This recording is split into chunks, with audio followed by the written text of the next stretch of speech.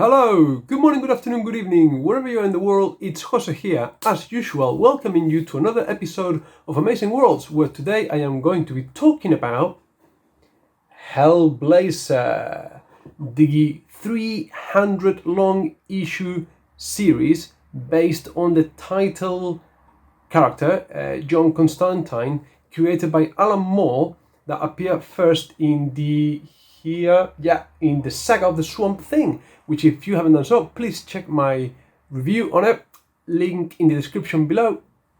And we follow John Constantine throughout, the full run of the series, which started in 1988 and ended in 2013.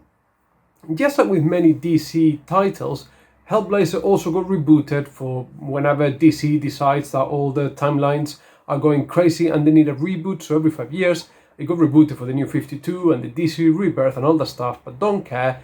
This here is the original run, the 300 issues.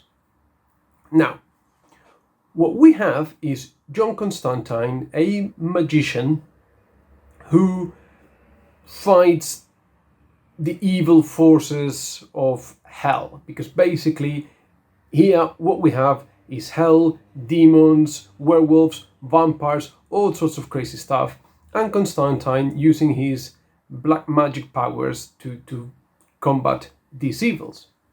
However, there is a catch. Constantine is not a nice guy. Far from it. Throughout the whole run, we see how anyone who gets involved with him ends up literally in hell. Relatives, close friends.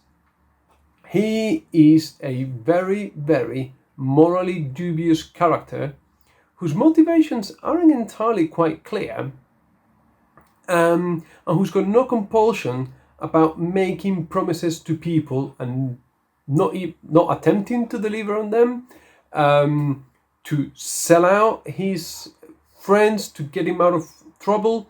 A recurring theme throughout the series is him conning his way out of situations, making pacts with forces of evil in order to defeat some other force of evil and make his way through the world. Now, this was the longest running Vertigo label series, even though it started as DC but eventually moved to Vertigo, that wonderful house of weird, quirky projects, sadly not happening anymore, which saw a huge amount of different writers add their own spin and take on the character. So even though it was created by Alan Moore, it was Jamie Delano who had the first run on the character, and he poured in a lot of his social, political views, social commentary into the series. So those first few issues are quite panel lettering, information heavy, and that was that, and fine with all the social commentary and it's great, and overlay demons and all that kind of stuff, which is great. Then we have other people write one-shots. Garth Ennis had a fantastic run with his partner in crime on the pencils, Steve Dillon, and his run is a lot more fantastical, it's a lot more out there, it's a lot more quintessentially Garth Ennis. Angels, demons, and you can see there where clear indications are the seeds, that primitive idea of what will later become Preacher, which again, check out my review of the Preacher series, link in the description below. We also had people like Mike Carey, who is a horror writer, and he had a great, fantastic run focusing on the darker aspects of the character. Paul Jenkins, even Brian Azzarello, who did his own thing. Brian Azzarello took Constantine, a quintessentially British character in a British setting, and took him to the US to do what Brian Azzarello does. So we've got prison, male rape, child pornography, pedophilia, all kinds of stuff. John Constantine is in there. Denise Mina, Scottish author, so took Constantine to Scotland and played with that strong dislike that the Scottish and the English have for each other, and threw Constantine in the mix. Paul Jenkins did his thing. Again, a bit more horror-based, and Peter Milligan, who had a fairly long run towards the end of the series, again concentrated more on the horror, but didn't shy away from current affairs that were happening at the time of publishing. And the series throughout doesn't hold anything back. It is not shy to talk about Britain's past colonialism, race issues in both in the UK and the US, the different authors' strong dislike for the monarchy in the UK, and all this sort of stuff. So very clearly, strongly advised for mature readers, which is what Vertigo was about. Alongside this wonderful cast of authors, all successful in their own right, you also had a great collection of artists that contributed to the series. So the main ones, my personal favorite, Sean Phillips, who also did my sketch there, was very predominant in the sort of the first 100 issues of he didn't do all of them, but a high number of them. David Lloyd from V for Vendetta contributed to the series. We also had, obviously, I've already mentioned, Steve Dillon with Garth Ennis. In the later books, we had, Lee Bermejo, who worked with Brian Azzarello on a couple of things. He also did some bits. Simon Bisley from Lobo for DC, he also had a stint in it. Francesco Camuncoli had a great run towards the end. And then there were other artists that did one-offs, one-shots, short sort of 4-issue side stories. And it's usually in those one-offs where I think the art for me misses the mark. Obviously, over 300 issues with so many artists, some are going to get the tone spot on and some are going to be misses. You're going to have hits and misses, mostly hits, some misses, but the main core of the story has got fantastic art throughout.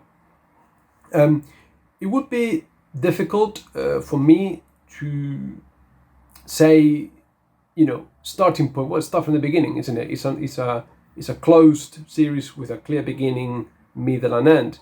But it is long. It is long. I mean, I can show you here. This is just volume 6, so it's fairly chunky, and there are 26 volumes. So you're going to have an investment of time and money. Now, if you wanted to just dip your toes, probably the Garth Ennis run I would recommend. It's fairly self-contained, and I would recommend the Brian Azzarello run as well. It's a lot shorter. It's probably the most different one from the main core of what the series is, but I could give you a taste for it if you're into that sort of really dark, gritty, twisted, grimdark, should I say, side of comics. I mean, the wonderful thing about Constantine that I had to remind myself every so often is that Hellblazer takes place in the DC universe. So you have Batman, Superman, Green Arrow, Wonder Woman, all these people, the Flash, and then there's a twisted, dark, murky, soft underbelly where Hellblazer, the Sandman, Lucifer, all these other really twisted dark side of the DC universe takes place, which you haven't got in Marvel. So that's quite interesting for me, and I'd rather deal in the Swamp Thing, Hellblazer side of DC than in the mainstream one. Obviously, we do not talk about the Constantine movie adaptation with Keanu Reeves. Don't talk about that. And there was an attempt to do a TV series. I think it predated the Green Arrow in the CW Arrowverse thing, when they did the Flash and Green Arrow and stuff. They did a 1 season for Hellblazer, but got cancelled, which wasn't bad. It's just that it wasn't dark enough. It wasn't mature enough, and I would like to see a full-on proper adaptation of I had a lovely discussion with Ian from B&B Books last week, where we discussed Wheel of Time, and then we went off on tangents like we normally do when we get together. But at one point we were talking about adaptations, and my point was that what I want to see in an adaptation is on a screen what I see on the page. I don't want anyone's take, I don't want anyone's spin, and I would love to see a full-on, for mature audiences, Hellblazer adaptation. That would be great, but these things cost money, maybe perhaps a limited audience. Maybe you don't have to spend a lot of money on it, just get the tone right and pitch it for the people that it's meant to be pitched. This is not for 13-year-old teenagers, basically.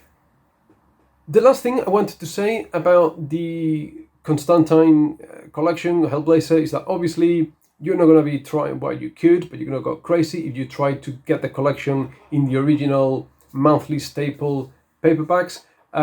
So this, like I said, is the most recent compiled volumes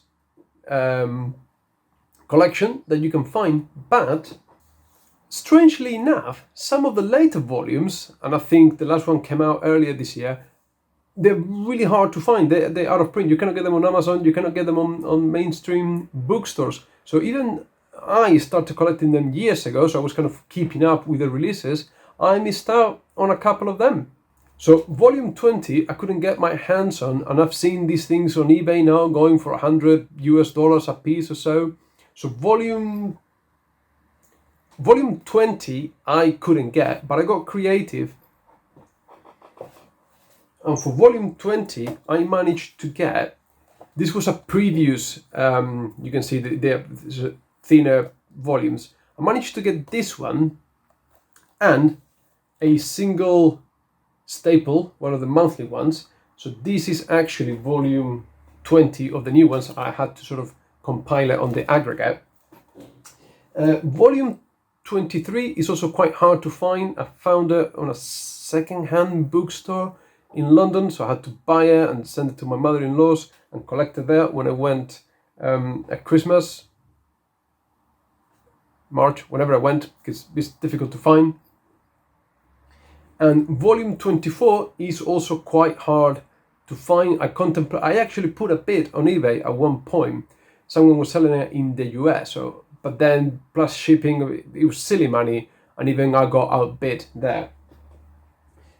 But it's volume 24. However, you can get creative and again buy this earlier edition, which matches volume 24, number for number. So Bloody Carnations from the earlier trade paperbacks matches volume 24.